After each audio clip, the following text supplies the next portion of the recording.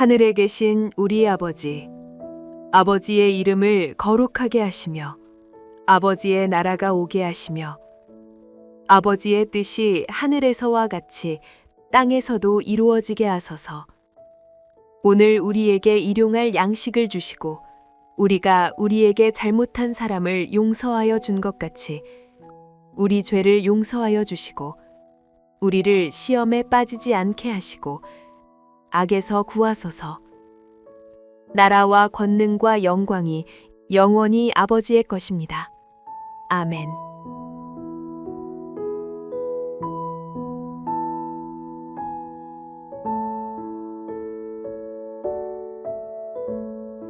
예수께서 성전에서 나와서 가실 때 제자들이 성전 건물들을 가리켜 보이려고 나아오니 대답하여 이르시되 너희가 이 모든 것을 보지 못하느냐? 내가 진실로 너희에게 이르노니 돌 하나도 돌 위에 남지 않고 다 무너뜨려지리라. 예수께서 감람산 위에 앉으셨을 때 제자들이 조용히 와서 이르되 우리에게 이르소서 어느 때 이런 일이 있겠사오며 또 주의 임하심과 세상 끝에는 무슨 징조가 있사오리까? 예수께서 대답하여 이르시되 너희가 사람의 미혹을 받지 않도록 주의하라. 많은 사람이 내 이름으로 와서 이르되 나는 그리스도라 하여 많은 사람을 미혹하리라.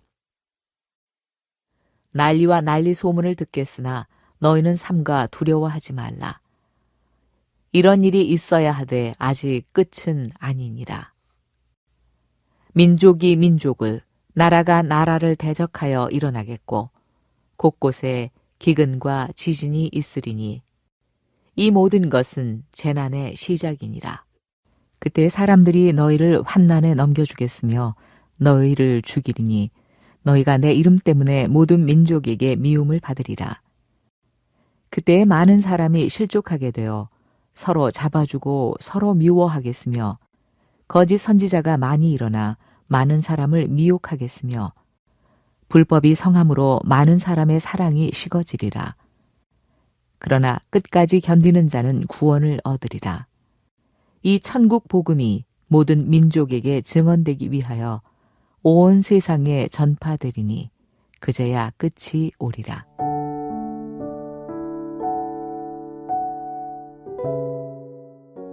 여러분은 말세나 종말 같은 단어를 들으면 어떤 생각이 드십니까? 보통은 천재지변과 같은 대재앙을 떠올리곤 합니다.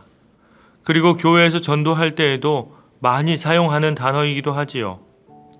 그런데 그 말을 들으면 가장 먼저 드는 생각이 무엇입니까? 우선은 불안하다, 무섭다입니다. 물론 마지막 때가 주는 불안함과 혼돈이 가져다주는 그 공포가 있겠지요. 그래서 사람들은 언제라는 시간에 집중을 합니다. 언제인지 그 끝을 안다면 그 시간을 피하거나 혹은 대비하여 가볍게 지나갈 수 있을 거라 생각하는 것입니다. 하지만 마지막 때의 무게란 우리가 쉽게 감당할 수 있는 것이 아닙니다. 그래서 예수님은 우리에게 말세에 관하여 말씀하시면서 언제라는 시간에 관심을 갖기보다 이 말세를 어떻게 살아야 하는지에 대해서 말씀하여 주십니다. 오늘 본문은 예수님께서 제자들에게 성전 파괴를 예언하시며 종말의 징조에 대해서 가르쳐 주시는 소위 감람산 강론입니다. 이를 통해서 혼돈의 시대 속에서 우리 그리스도인이 살아가야 할 세 가지 신앙의 중점에 관해서 나누어 보겠습니다. 첫 번째로 사람의 미혹을 받지 말아야 합니다. 4절입니다. 예수께서 대답하여 이르시되 너희가 사람의 미혹을 받지 않도록 주의하라. 여러분, 말세의 첫 번째 특징은 속이는 자들이 많아진다는 것입니다. 많은 사람들이 그리스도의 이름으로 와서 내가 그리스도다라며 사람들을 속일 것이라고 경고하고 있습니다. 실제로 오늘날에 그러한 이단들이 얼마나 많이 있습니까? 예수님이 십자가에 매달려 죽으신 것은 메시아적 사명을 실패한 것이니까 하나님께서 자기를 다시 메시아로 보내셨다고 주장하는 것입니다. 그들은 자신이 세운 교회에만 구원이 있으므로 기존의 교회를 버리고 자신에게로 와야만 진짜 구원을 받는다고 미혹합니다. 그러면서 기존 교회의 잘못된 부분을 극대화해서 드러내고 거짓된 환대와 미소로 유혹을 합니다. 말 그대로 마음이 흐려지도록 가짜로 홀리는 것입니다. 하지만 아무리 좋아 보여도, 아무리 진짜 같아도 결국에는 허상입니다. 그리고 그 끝에는 성적 타락과 돈의 문제가 연루되어 있는 것을 우리는 자주 보고는 합니다. 여러분, 이단 문제의 심각성은 하나님을 전혀 모르는 사람들을 대상으로 한다기보다 기존의 교회에 다녔던 사람들을 대상으로 삼는다는 데 있습니다. 이는 기존 교회를 갈라치기 하여 더 이상 성장하지 못하게 하고 또 여러모로 상처 입은 사람들의 영혼을 더 깊은 악의 구렁텅이로 밀어넣는다는 문제가 있습니다. 잘못된 신앙으로 인한 폐해는 한 개인과 개교회에 그치지 않고 가정과 사회, 집단으로 번져갑니다. 여러분, 우리는 지금 이단들이 우리 사회 속에 아주 깊숙한 곳까지 침투하여 나라 전체를 엉망으로 만들어버린 그 결과를 보고 있지 않습니까? 그러므로 우리가 온전한 믿음으로 무장하지 못하면 언제든지 이러한 미혹에 넘어갈 수 있다는 것입니다. 그러므로 우리는 진짜와 가짜를 분별할 수 있어야 합니다. 그런데 진짜와 가짜를 구별하는 방법은 쉽습니다. 나의 기분에 휩쓸리지 말고 하나님의 말씀을 의지하는 것입니다. 성경에는 예수 외에 구원받을 만한 다른 이름을 우리에게 주신 일이 없다라고 분명하게 말하고 있습니다. 그러므로 예수 외에 다른 구원이 있다고 가르치거나 스스로 메시아라고 주장하는 사람은 무조건 배격해야 합니다. 만일 영적 분별력이 없으면 열심을 내면 낼수록 예수님과 멀어지는 비극을 맞이하게 될 것입니다. 기억하십시오. 나의 신앙의 기준이 감정이나 체험입니까? 아니면 변하지 않는 기록된 말씀입니까? 오직 말씀 위에 서서 시대를 분별할 수 있는 우리 모두가 되기를 소망합니다. 두 번째, 말세의 특징은 말씀에 따라 뜨겁게 사랑해야 한다는 것입니다. 예수님은 말세에 불법이 성행하여 많은 사람들의 사랑이 식어가게 될 것이다 라고 경고하십니다. 말세에는 잦은 재난과 기근과 전쟁으로 사람들의 마음이 더욱 완악해져서 타인을 배려하고 돌아보는 일이 점점 희박해진다는 것입니다. 디모데후서 3장 2절에서 5절에서 말하고 있는 말세의 모습입니다. 사람들이 자기를 사랑하며 돈을 사랑하며 자랑하며 교만하며 비방하며 부모를 거역하며 감사하지 아니하며 거룩하지 아니하며 무정하며 원통함을 풀지 아니하며 모함하며 절제하지 못하며 사나우며 선한 것을 좋아하지 아니하며 배신하며 조급하며 자만하며 쾌락을 사랑하기를 하나님 사랑하는 것보다 더하며 경건의 모양은 있으나 경건의 능력은 부인하니 이 같은 자들에게서 내가 돌아서라. 여러분, 방금 나열한 모습 낯설지 않지요? 지금 우리 주변에 이러한 모습들이 많습니다. 하나님의 말씀의 핵심이 바로 하나님 사랑과 이웃 사랑인데 사람들은 이와 정반대로 행동하게 될 것이라는 것입니다. 믿음 때문에 서로를 넘겨주고 미워하는 시대가 오게 된다는 것입니다. 하지만 예수님은 13절로 결국 끝까지 견디는 자는 구원을 얻는다라고 말씀하십니다. 끝까지 견딘다는 것은 이를 악물고 참고 버티는 것이 아니라 복음을 전하며 주의 사랑을 실천하는 능동적인 인내를 말하는 것입니다. 요한복음 13장 35절입니다. 너희가 서로 사랑하면 이로써 모든 사람이 너희가 내 제자인 줄 알리라. 그러므로 우리가 서로 사랑하면 비로소 우리가 예수님의 제자라는 것이 증명되는 것입니다. 또한 로마서 12장 19절에서 21절입니다.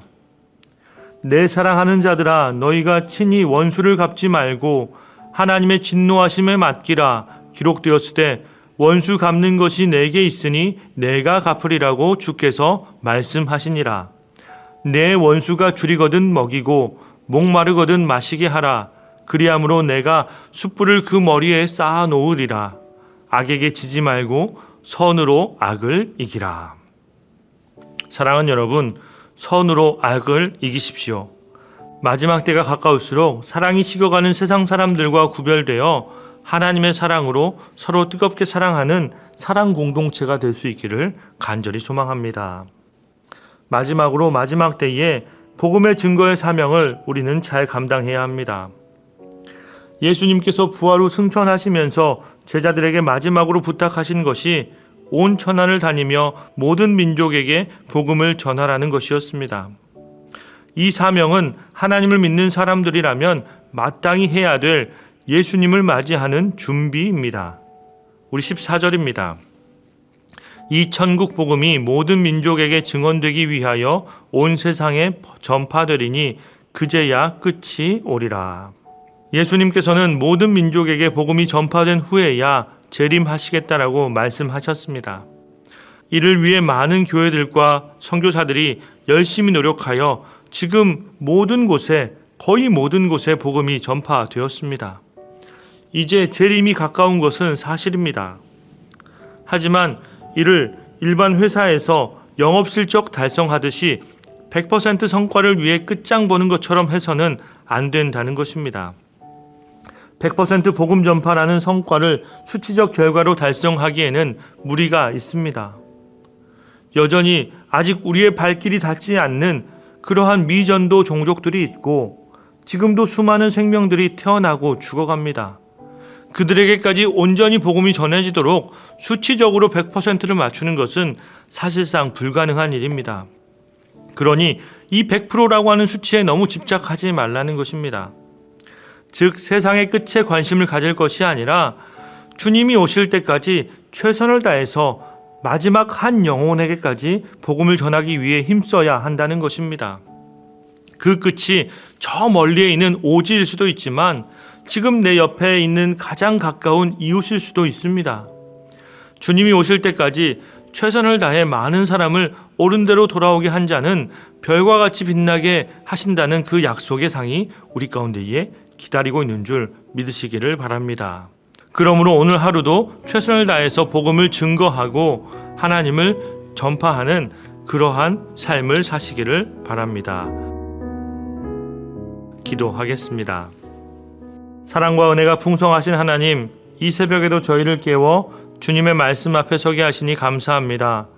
오늘 말씀을 통해 마지막 때를 살아가는 저희들의 모습을 되돌아봅니다.